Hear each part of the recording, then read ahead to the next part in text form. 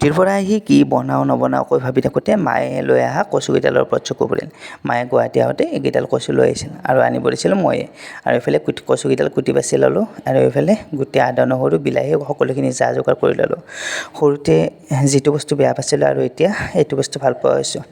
সৰুতে কচু দেখিলে মাথা গৰম হৈ গৈছিল আৰু এতিয়া মাক নিজে কৈছোঁ তই কেইডালমান মোৰ কাৰণে ক'লা কচু এনেকৈ কাটি লৈ আহিবি। আৰু মায়ে লৈ আহিছিল আৰু মায়ে অনা বস্তু মৰমত আনিছে যিহেতুকে এনেইতো খেদাব নোৱাৰি। কেৰাহীত গৰম তেল অকণমান দি পিঁয়াজ জলকীয়া দি তাতে কচুখিনি পেলাই দি লগতে বিলাহী কেইটুকুৰমান পেলাই দিলোঁ, দি কিনে এনেকৈ ভাজি আছোঁ।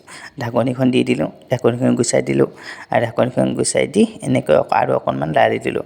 লাৰি দি কিনে এইখিনি ভালকৈ ভাজি হ'ব দি দিলোঁ। তাতে কেইটুকুৰমান নহৰু খুন্দি ইয়াতে দি দিলোঁ আৰু অকণমান জিৰা গুড়িও দি দিলোঁ। অলপ সময় ভাজি থাকিলে আমাৰ কচু ভাজিখন আজি হৈ যাব। আৰু এইফালে যোগাৰ কৰি ল'লোঁ, আলু বইল কৰি লৈছিলোঁ, আলু পিটিকা কৰিম আৰু এইফালে দাইল বনাই লৈছোঁ। আজি ৰাতিৰ সাঁজ এনেকৈ খাম বুলি ভাবিছোঁ আৰু এইফালে ঢাকনিখন গুচাই চালোঁ কচু ভাজিখন হ'ল নে নাই আৰু ফাইনেলি এইখন হৈ গ'ল। আৰু এইখন এতিয়া এনেকৈ নমাই থৈ দিলোঁ। নমাই ফেলে এতিয়া আলু কেইটুকুৰা বাতিত লৈ এনেকৈ পিঁয়াজ অকণমান জলকীয়া কাটি দি মিঠাতেল অলপমান দি এনেকৈ পিটিকি ল'লোঁ। এনেকৈ পিটিকি লোৱাৰ পিছত খাবলৈ আমাৰ ৰেডি হৈ যাব।